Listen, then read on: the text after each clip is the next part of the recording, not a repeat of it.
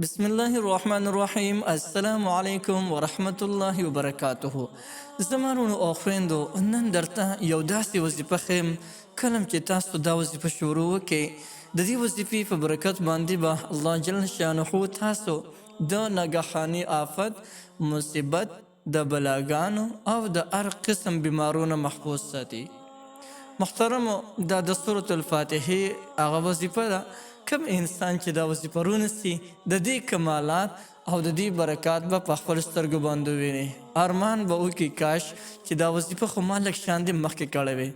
په دې وظیفې کې رب العالمین یو ډېر لوی فاور ایښودلی، خصوصا هغه کسان چې هغوی ته د دې خبرې اندېښنه وي هسې نه څه مصیبت راشي او موږ پکې مبتلا نه شو. چېرته مصیبت که راغلو موږ به راګیر کي، نه که د دغې مصیبت د راپېښېدو اندېښنه وي او ته وایې چې دا مصیبت ته موږ ته راپېښ نه شي. موږ د الله جل شانه د هر قسم مصایبو، بلاګانو، تکلیفونو نه محفوظ ساتي. نو دا وظیفه او دا عمل تاسو وکړئ، انشاءالله چې الله به تاسو د هغې نه محفوظ ساتي.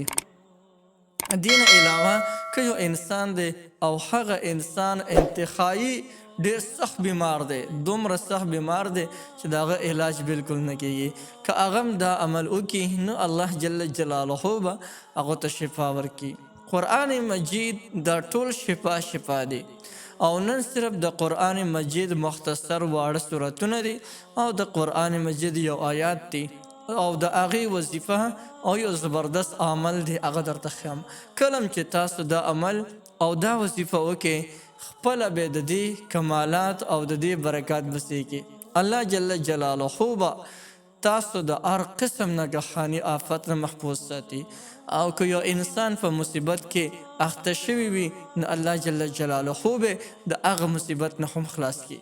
او همیشه دپاره به د انسان طبیعت رنج، غم، تکلیف، سختی او مصیبت دا برتن راپېښېږي. یعنی الله جل جلاله به د دې کلماتو په برکت سره د هر قسم بلاګانو او د هر قسم مصیبتونو نه محفوظ ساتي. نو راځئ دا وظیفه درته ښیم چې د مصیبتونو، د بلاګانو او د آفتونو نه به موږ څنګه په امن کېږو. نو راځئ چې د دې دا وظیفه درته وښیم. دا وظیفه شروع وکړئ انشاءالله چې الله جل شانه به تاسو ته امن درکړي. وظیفه دا ده چې کله هم سملی اوده کېږي نو اذکار مسنونه خو تاسو اسم کوئ،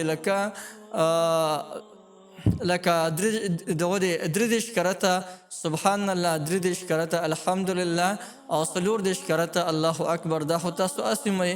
د هغې سره به یو کار کوئ، یو پیاڼی به سورة الفاتحه یعنی الحمد شریف تر د آخره پورې ووایئ، الحمدلله رب العالمین تر د ولا ضالین پورې. یو ځل به سورة فاتحه ووایئ، اووه ځله به آیات الکرسي ووایئ او اووه ځله به معوذتین ووایئ. معوذتین د آخري دو سورتونه قل اعوذ برب الفلق، قل اعوذ برب الناس، دا سورتونه به ووایئ او دا به په دې خپل ځان باندې شوب کې او په کور کې به ګر چاپېره شوب وکړي. دا عمل تاسو روزانه کوئ نو د ناګهاني آفت، د مصیبت او د هر قسم بلا نه به دی الله جل جلاله محفوظ ساتي. دین علاوه که یو انسان دی او هغه ډېر سخت مریض دی، ډېر سخت بیمار دی او د هغه علاج دلته کې ممکن نه دی، لکه د بعضې خلکو بیمارۍ انتخابي مشکل او خطرناکې بیمارۍ، که هغه هم دا وظیفه وکړي نو الله جل جلاله به هغو ته شفا ورکړي. د هغو دپاره طریقه دا ده چې په یو نیک وخت کې، یعنی کله چې یو انسان مونځ وکړي او د مانځه نه پس هم په هغه اودس کې وي او څه د ګناه کار یې نه دی کړی، د هغې نه پس لکه مثلا د چا غیبت یې نه دی کړی، بدنظري یې نه ده کړی، په داسې حالت کې دی به کښېني، یو پیاڼی به سورة الفاتحه وایي، اووه ځله به آیت الکرسي وایي، اووه ځله به قل اعوذ برب الفلق صورت وایي او بیا به چې دی اووه ځله قل اعوذ برب الناس صورت وایي. او د هغې نه پس به یا شافي یا حمیدو دا به چې دی لس کرته وایي، نو دواړه به چې دی هغه به 20 کرته راشي.